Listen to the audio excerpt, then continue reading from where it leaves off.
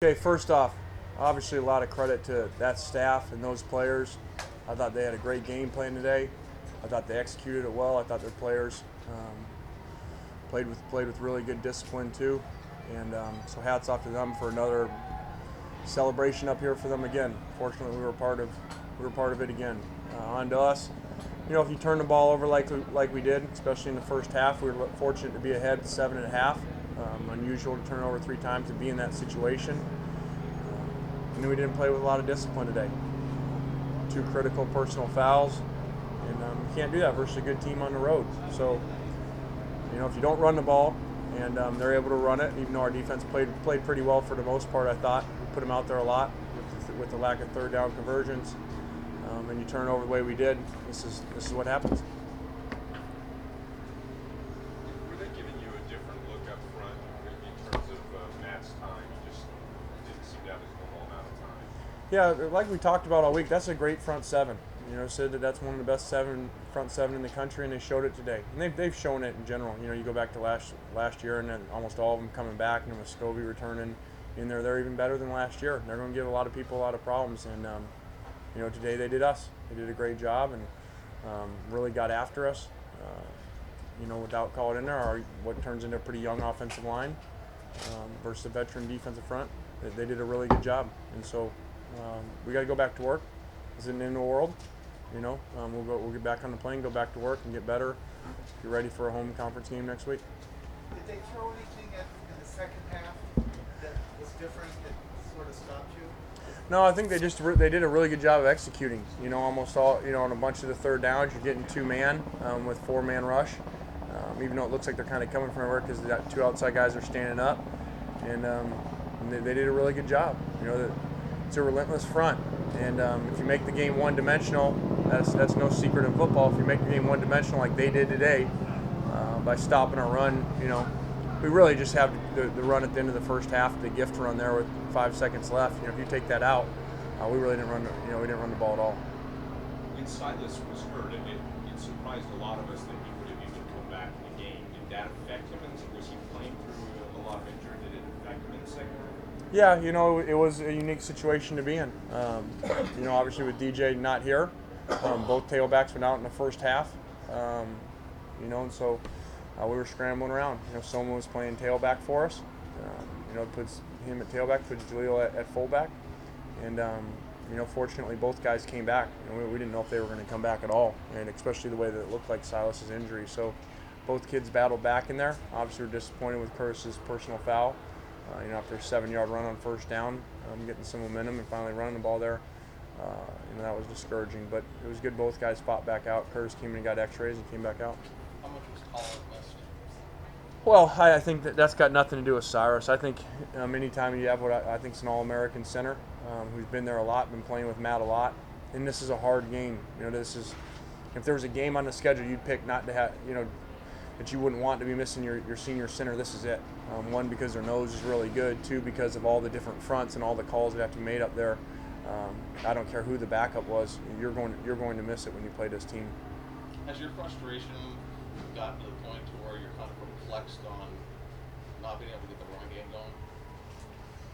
Well, I don't know. That's a really good front seven, and you're going to have to pop a couple in there. And obviously, we kind of went away from it there, figuring at the end of the day, if we're not running it real well, let's see if we can throw it, and not just run to get nothing. And unfortunately, that put us into what happened there is a lopsided game and a lot of bad third down distances, and then we weren't able to come up with some third down conversions. How big was Uko's personal foul in your opinion? Well, I thought it was just a lot of momentum and the field position game. It's going to 4th and 20 right there. They're going to punt it back, and very, very disappointing. That falls on me. Obviously, I thought that we were prepared. I didn't think that we'd be overhyped to be getting those type of fouls, and unfortunately we did. What was the difference for Stanford in the second half? I mean, they seemed to put a lot more pressure on Barkley, and they just obviously were able to convert on more plays. Yeah, they did a great job. I was shocked. I thought we'd come out in the second half, up by 7, and I thought we were fortunate to be there. A lot of stuff had not gone our way because of things we had done.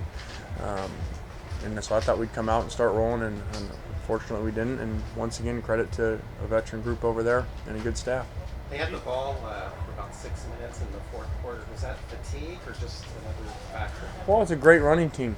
They've been great, and they do a great job doing it. And if your defense keeps going out there because of failure on offense, like what we were doing, we had a lot of really short drives. They were getting the ball right back, and we were punting it back to them. So I think the defense definitely played well enough for us to win.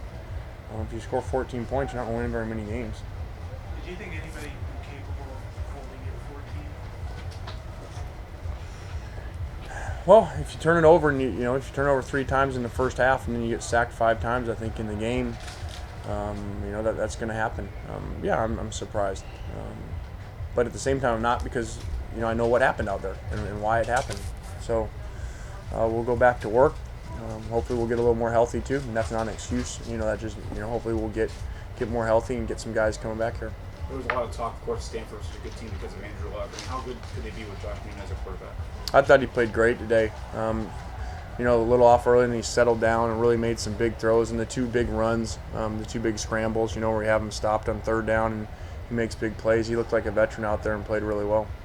What would you have? I mean, it could have been a surprise, sort of what Stanford has up front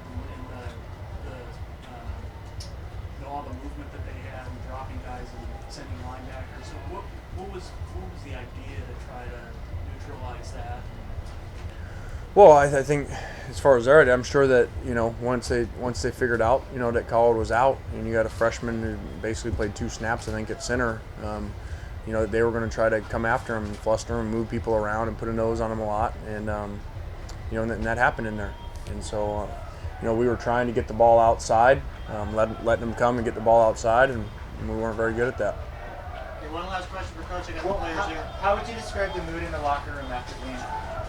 Well, it was tough. They were really, they're in the tank. Guys really down. They put a lot into this week, into this off season, and so I know that regardless of what you say, every game's the same. It's a big game for them, especially for those older guys. So we'll stick together. We won't point fingers. We'll go back to work, and we'll get better. It's a long season. This is one game. Right. Thank you. Thank you.